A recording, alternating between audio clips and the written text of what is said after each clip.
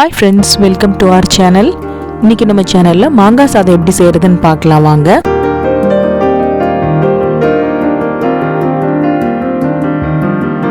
நம்ம lemon rice மாதிரி தான் இதுவும். ஃபஸ்ட்டு தாளிச்சிக்கலாம். நான் வந்து நல்லெண்ணெய் போட்டிருக்கேன், ஏன்னா குழந்தைங்களுக்கு நல்லதுன்னு சொல்லிட்டு. அதோட முந்திரி பருப்பு ஒரு 4-5, கடலை பருப்பு,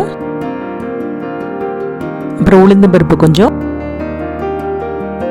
கடுகு.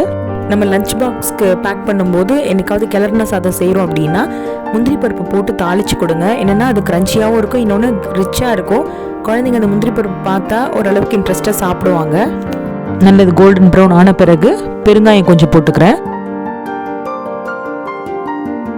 நம்ம லெமன் ரைஸ் மாதிரி தான் இருக்கும் இதுவும். காரத்துக்கு நம்ம வேறு எதுவும் போட போகிறதில்ல, அதனால் வரமிளகா ஒரு 4-5 கிள்ளி போட்டிருக்கேன். பச்சை மிளகா போட்டால் குழந்தைங்க சாப்பிட முடியாதுன்னு சொல்லிட்டு நான் கொஞ்சம் கேப்சிகம் பெருசாகவே போட்டிருக்கேன். ஏன்னா கேப்சிகம் ரொம்ப சின்னதாக போடும்போது சீக்கிரம் வெந்துடும், க்ரன்ச்சியாக இருக்காது. அதனால தான் கொஞ்சம் நான் பெருசாக போட்டிருக்கேன். இப்போ வெங்காயம் வந்து சின்னதாக பொடியாக நறுக்கிக்கோங்க. இது கூடவே நம்ம கேரட் இருந்தால் கூட துருவி சேர்த்துக்கலாம், நல்லாயிருக்கும். இது வரைக்கும் நம்ம சேனலை சப்ஸ்கிரைப் பண்ணாதவங்க சப்ஸ்கிரைப் பட்டனை ப்ரெஸ் பண்ணுங்கள். மறக்காமல் பெல் ஐக்கானை கிளிக் பண்ணுங்கள். அப்போ தான் நான் போடுற வீடியோஸ் எல்லாமே உங்கள் நோட்டிஃபிகேஷனில் வரும். கலர் மாறுற அளவுக்கு நம்ம வதக்கி விட்டுறலாம். ஏன்னா வெறும் மாங்காய் மட்டும் போட்டால் அது அவ்வளோக்கா டேஸ்ட்டாக இருக்காது. அது கூடவே இது பார்க்க இன்னும் கொஞ்சம் கலர்ஃபுல்லாகவும் இருக்கும் இல்லைங்களா. இப்போ வந்து மாங்காய் ரொம்ப மெலிசாக துருவ வேண்டாம். நம்ம கேரட் துருவுறதுல தான் நான் திருவியிருக்கேன். போட்ட உடனே மாங்காய் வெந்துடும். அதனால ஓரளவுக்கு கொஞ்சம் பெருசு இதாகவே சீவிக்கோங்க.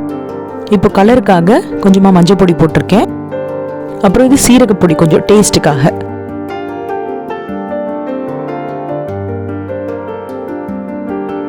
இப்போ நம்ம திருவி வச்ச மாங்காவை போட்டுக்கலாம். 2 பேர் சாப்பிட்ற அளவை நான் மாங்காய் போட்டிருக்கேன். உங்களுக்கு எவ்வளோ விருப்பம்னாலும் மாங்காய் போட்டுக்கலாம். இப்போ தேவையான அளவு உப்பு போட்டுக்கோங்க. நம்ம சாதத்தில் போட்டு கிளறும் போது பத்தலைன்னா நம்ம அப்புறமா ஆட் பண்ணிக்கலாம். இதில் முந்திரி பருப்பெல்லாம் போட்டுக்கிறதுனால கொஞ்சம் நல்லா ரிச்சாக இருக்கும். பொதுவாக மாங்காய் எல்லா குழந்தைங்களுக்குமே பிடிக்கும். அதனால நம்ம லஞ்சில் இந்த மாதிரி செஞ்சு கொடுத்தோன்னா கொஞ்சம் டிஃப்ரெண்ட்டாக வெரைட்டியாக இருக்கும் குழந்தைங்களுக்கு. முக்கால்வாசி குழந்தைங்க பார்த்தீங்கன்னா சாம்பார், ரசம் இந்த மாதிரி கொண்டு போகிறதுக்கு விருப்பப்பட மாட்டாங்க லஞ்ச் பாக்ஸுக்கு. இந்த மாதிரி ட்ரையாக கொண்டு போகிறதுக்கு அவங்களுக்கு ஈஸியும் கூட.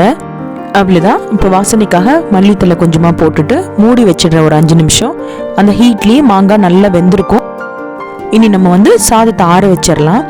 பொதுவாகவே நம்ம கிளறின சாதம் செய்யணும் அப்படின்னா குக்கர்லேருந்து சாப்பாடை எடுத்துட்டு வடித்ததோ இல்லை குக்கர்லேயோ எடுத்து நம்ம ஆற வைக்கிறதுக்கு முன்னாடி நல்லெண்ணெய் கொஞ்சம் போட்டுட்டு நல்லா ஆற விட்டுடுங்க.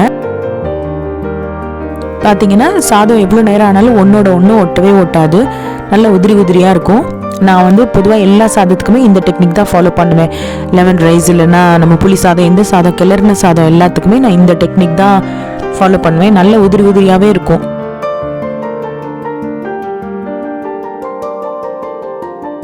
செஞ்சு தொக்கு எடுத்து இதில் போட்டு நம்ம கிளறிடலாம். இது புளிப்பாகவும் இருக்கும்.